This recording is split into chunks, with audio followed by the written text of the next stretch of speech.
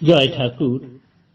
শ্রী শ্রী রামকৃষ্ণ পুঁথি চতুর্থ খণ্ডের অন্তর্গত নরেন্দ্রের মিলন এই অধ্যায় থেকে আমাদের পাঠ চলছে। আজ আমরা এই অধ্যায়ের নবম দিন পাঠ করব, পর্ব 507, পৃষ্ঠা সংখ্যা 332।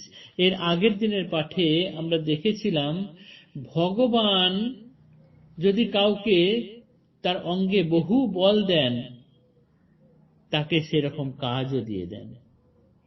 সূর্যকে যেমন অপার দীপ্তি দিয়েছেন, সেই দীপ্তি গোটা বিশ্ব ব্রহ্মাণ্ডে ছড়িয়ে দেওয়ার জন্য দিন রাত তাকে ঘোরার কাজও দিয়ে দিয়েছেন।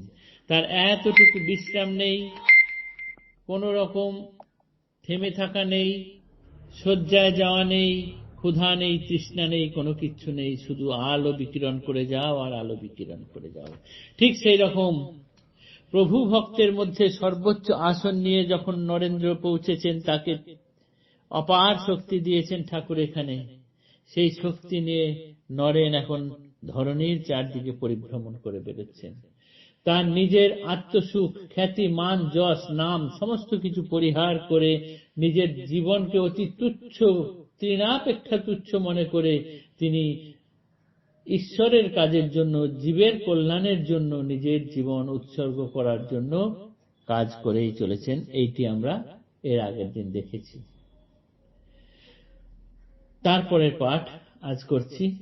প্রভু দেবে নরেন্দ্রের পাগল জ্ঞান, কিন্তু শ্রীচরণে স্মৃতি রহে মূর্তিমান। এখন নরেন প্রভুর নাম করতেই পাগল, তার প্রতি এখন তিনি ভীষণ মোহগ্রস্ত হয়ে গিয়েছেন। কেননা ইতিপূর্বে তিনি যতটুকু যা যাচাই করার করে নিয়েছেন, এখন আর সেই যাচাই করার নেই। তবে তিনি সর্বদাই সমস্ত কিছু যাচাই করেই নেন। প্রভু দেবে নরেন্দ্রের পাগল জ্ঞান, কিন্তু শ্রীচরণে স্মৃতি রহে মূর্তিমান। কি জানি কি আকর্ষণে উচাটন মন, দর্শনে হয় আশা এখন তখন। এখানেই প্রভুর মনে বড়ই উল্লাস, এখানে প্রভুর মনে বড়ই উল্লাস। ফুটে না উচ্ছ্বাসে ভাসে বদনের ভাস, প্রকাশ করিতে কথা আত্মগণ মাঝে। এসেছে নরেন্দ্র এক মহাবলিতে, যে ভারী জানে লেখাপড়া পণ্ডিত সুধীর।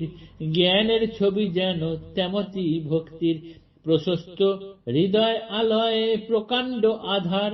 কণ্ঠে অতি মিঠা সুর নহে বলিবার, করিতে করিতে হেন গুণেরও বাখান। সমাধিস্থ হইতেন প্রভু ভগবান। ঈশ্বর কোটির থাকে যে যে ভক্ত তার, প্রধান নরেন্দ্র কেন বলিষ্ঠ সবার। সম্বন্ধ কিরূপ তাঁর প্রভুর শ্রীপ্রভুর সনে, বলিবার নহে বুঝো লীলা কথা শুনে। শ্রী নরেন্দ্র শ্রীপ্রভুর পরাণ সমান, দেখিলে আনন্দ হারা প্রভু ভগবান। রাখিবেন কোনখানে কি দেন খাইতে, ঠিক নাই এত দূর যাইতেন মেতে।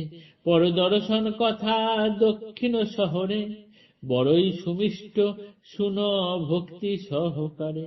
একে সদানন্দ প্রভু দেব ভগবান, পাইয়া নরেন্দ্র তাঁয় উঠিল তুফান।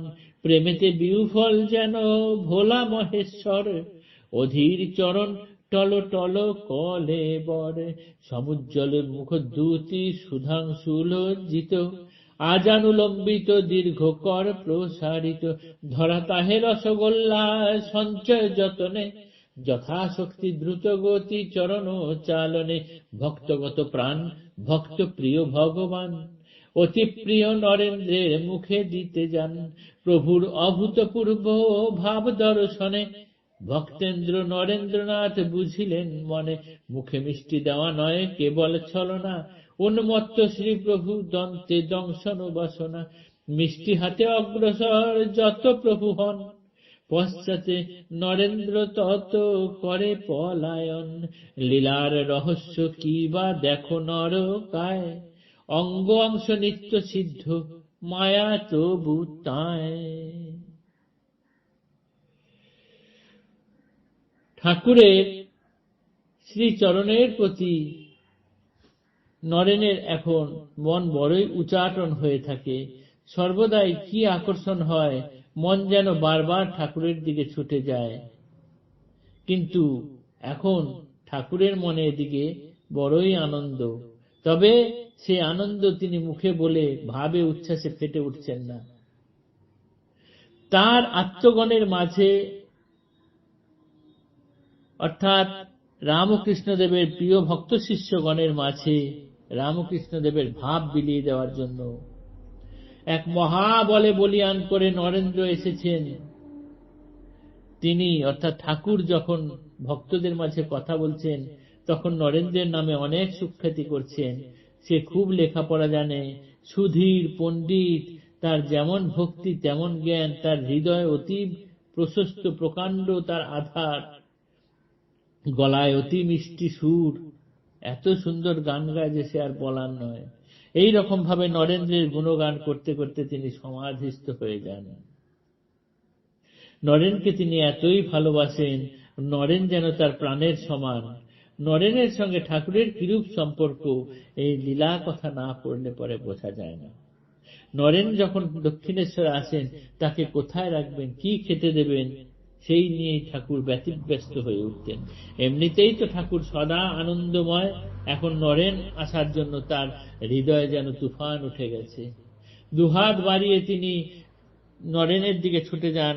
কোথাও কখনো ভালো কোনো মিষ্টি পেয়েছেন, সেইটি নরেনকে খাওয়াবেন বলে ছুটে যাচ্ছেন। এদিকে নরেন ততই দূরে সরে যাচ্ছে। এই রকম খেলা চলছে। এই যে কি খেলা, এই লীলার রহস্য দেখার জন্য আমাদের ঠাকুরের লীলার এই গীতি পাঠ করে যেতেই হবে। জয় ঠাকুর, নমস্কার।